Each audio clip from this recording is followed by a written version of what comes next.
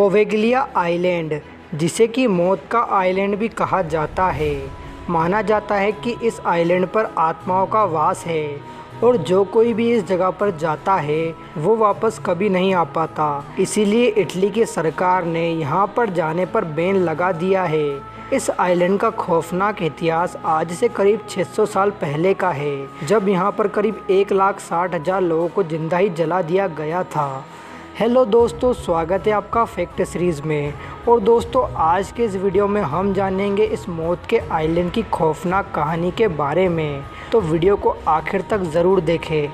ये island Italy के Venice और लीडो के बीच की वेनेशियन खाड़ी में बसा हुआ है। मीडिया रिपोर्ट्स के मुताबिक इस आइलैंड पर जाने वाले व्यक्तियों का सामना इस आइलैंड पर पाई जाने वाली आत्माओं से होता है। लोगों के मुताबिक जिन 1,60,000 लोगों को इस आइलैंड पर जिंदा जलाया गया था, उनकी आत्मा आज भी इस आइलैंड पर भटकती है। लेकिन ये 1,60,000 लोगों को जलाने की वजह क्या थी, पहले हमें इसके बारे में जानना होगा। तो चलिए जानते हैं इस आइलैंड के इतिहास के बारे में।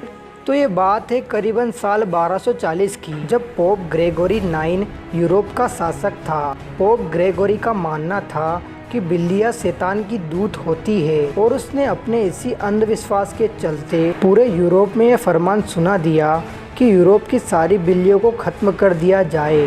और इसके बाद पूरे यूरोप में बिल्लियों का कत्लेआम शुरू हो गया। उस समय लोगों ने एक कैट बर्निंग फेस्टिवल की भी शुरुआत की, जिसमें बिल्लियों को एक पिंजरे में बंद कर उन्हें जिंदा ही जला दिया जाता था। बिल्लियों का इतना कत्लेआम होने की वजह से यूरोप में बिल्लियां लगभग ख़त्म होने की कगार पर आ गई।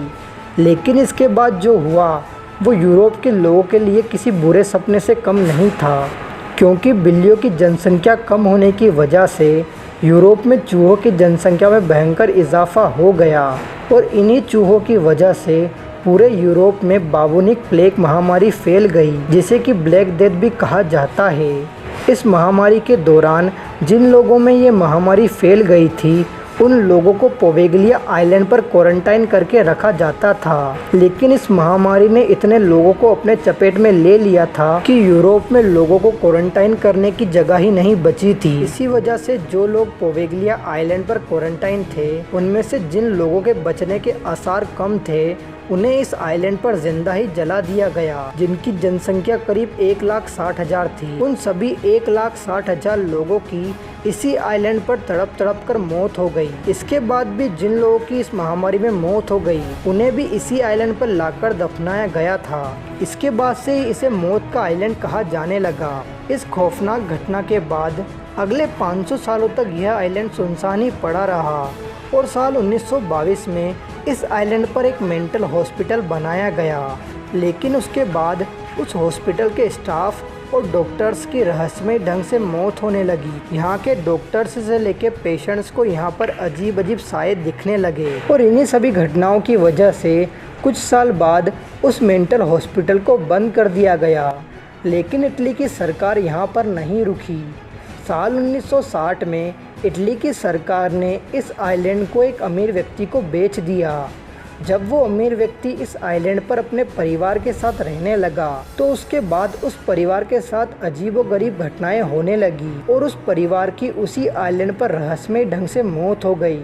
इस घटना के बाद उस आइलैंड को पूरी तरह हंटेड घोषित कर दिया गया। इस आइलैंड की 50% मिट्टी में इंसानों की हड्डियां पाई जाती है। मछुआरे भी इस आइलैंड के तरफ मछली पकड़ने नहीं जाते, क्योंकि उनके जाल में मछलियों की जगह इंसानों की हड्डियां फंस जाती है। लोगों में इस आइलैंड का इतना खौफ है कि वो इस आइलैंड पर जाना तो दूर, इसके बारे में सोचने से भी डरते हैं। इन्हीं सभी घटनाओं की वजह से इटली की गवर्नमेंट ने इस जगह पर जाने पर बैन लगा दिया है। अब इस आइलैंड पर सच में भूत और आत्माएं हैं या फिर ये सिर्फ लोगों का अंधविश्वास है, इस चीज़ का पता लगाने के लिए एक यूट्यूबर जिनका नाम ब्रेनर टेलर है, इन्होंने अपने चैनल पर एक वीडियो डाला था जिसमें उन्होंने इस आइलैंड को विज़िट किया था।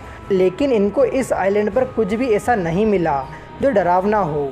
खैर, बात जो भी हो, आपका इस आइलैंड के बारे में क्या ख्याल है, कमेंट करके ज़रूर बताएं। और ऐसे ही वीडियो देखने के लिए हमारे चैनल को सब्सक्राइब करें।